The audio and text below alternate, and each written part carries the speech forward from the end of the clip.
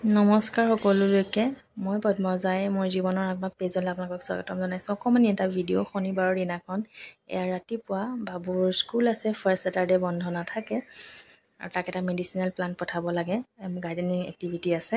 পঠালোঁ আৰু পঠাই আহি ঘৰত থকা পদিনা এজোপাকে পঠাই দিছোঁ। আৰু বেছি ভাৰী কিবা ডাঙৰ টাব দিবলৈ দিগদাৰ, যিহেতু সৰু ল'ৰা, বেগটোৱে কিতাপৰ বেগটোৱে বৰ গধুৰ, আকৌ বেলেগকৈ আকৌ ফুলৰ টাবেৰ সৈতে দিগদাৰ হয়। যিহেতু যাওঁতে সি বাছত যায়, কেয়াৰটেকাৰক কৈ দিছোঁ মই একদম গেটত দি আহিবা বেগটো। চাওঁ কি হয়। আৰু আহিয়ে মই আজি বগা কাপোৰ ধুলোঁ দেই, এসোপা ধুলোঁ, এয়া শুকাবই, ৰাতিপুৱাই ধুই দিছোঁ। হাতেৰে ধুওঁ, মেচিনত নুধুওঁ বগা কাপোৰবোৰ। কিন্তু পাকঘৰত মানে বহুত বস্তু দৰকাৰ হৈ আছিলে আৰু ব্লিংকিটে মানে মোৰ কৈছোঁ নহয় বহুত সময় মানে বচাইছে। এফালে মই বস্তু অলপ অৰ্ডাৰ কৰি কামো কৰি দিওঁ, কিন্তু ওলাই গ'লে বহুত কাম মানে ৰখি যায়। কিন্তু ৰাতিপুৱা 9:30 মানতে চাগে অৰ্ডাৰটো দিলে নেকি। অফিচলৈ যোৱাৰ আগতে অৰ্ডাৰ দি থৈ গৈছিলে আৰু আহি পালেই। আৰু ইহঁতৰ মানে চব্জি মই একদম ফ্ৰেছ পাইছোঁ দেই। জাতিলাওটো কি ধুনীয়া, আৰু জলকীয়া হওক বা ৰ'বা মই বেলেগ এটা বস্তু দেখাবলৈহে ভিডিঅ'টো কৰি ৰাখিছিলোঁ, বাকীটো চবৰ প্ৰয়োজনীয় থাকে। এই কচুখিনি দেখিছেনে, 250 গ্ৰাম কচু অৰ্ডাৰ কৰিছিলোঁ। অপশ্যন থাকে আধা কেজি 1 কেজি যিমান ল'ব পাৰে, সিজে বা নিসিজে, সেইকাৰণে 250 গ্ৰামৰ পেকেট এটা দিছিলোঁ। এই ইমান ধুনীয়া সিজিছেও। জাতিলাও মিক্স দালি দি বনাইছিলোঁ, কচু অকণ, আৰু এয়া চালাড, আৰু এয়া বিট গাজৰ কিবাকিবি আনিছিলোঁ। আৰু ঘৰৰ পুৰৈ শাকৰ ভাজি, এজ ইউজুৱেল পনীৰ, বুট আৰু কলডিলৰ ভাজি অকণো বনাইছিলোঁ।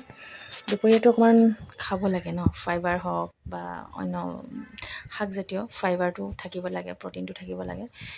অকণমান খাই নাকে মুখে গুজি মানে যাব লাগে। আৰু মানে বাবুক 1:30টাত ছুটি হয়, তো ভাতকেইটা মানে খাই যাওঁ। যিহেতু মানে আগবেলা মানে এনেকৈ ৰুটি চুটি একো বনোৱা নহ'ল, ভাতকেইটা মানে খাই দিওঁ আৰু। তো কেইটামান খাই ওলাই গ'লোঁ। যি গৰমত মানে ৰক্ষা নাই। সোনকালে পালোঁগৈ, 1মান বজাতে পালোঁগৈ। তো ওচৰতে মানে জুচ শ্লেছ কিবা এখন আছিলে, তাতে খালোঁ। ইমান মজা লাচিটো। তো আৰু আহি পাই চব আজৰি হয়। মই আজি অকণমান প্ৰিপাৰেশ্যন কৰি আছোঁ। পিঠা বনালোঁ, তেল পিঠা, গুড় কল দি।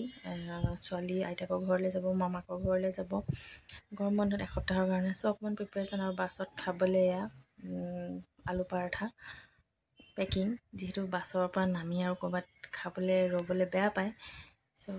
কল দিয়া কেক এটাও বনালোঁ। পকা কল থাকিলে মানে ঘৰত পেলাই দিয়াতকৈ মানে একদম খাব নোৱাৰিলেতো পেলাই দিব লাগিব, কিন্তু ধুনীয়া একদম পকা হৈ থাকিলে কেক বনালে ভাল হয়। আৰু এয়া লাল চাহ অলপো ভৰাই দিওঁ ফ্লাক্সত। প্ৰিপাৰেশ্যন কৰি আছোঁ দুপৰীয়া। আৰু বতৰটো মানে সেয়া কৰি আছে, বৰষুণ দিব লাগি আছে।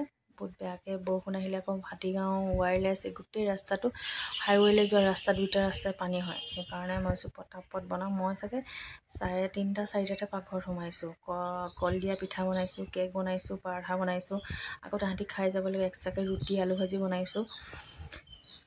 আকৌ সেই ঘূৰি আহি এটা ভিডিঅ' কৰিছিলোঁ যে তাহাঁতক বাছত উঠাই কৰি আহি আমি গাহৰি মাংস আনিলোঁ, খালোঁ, বনালোঁ।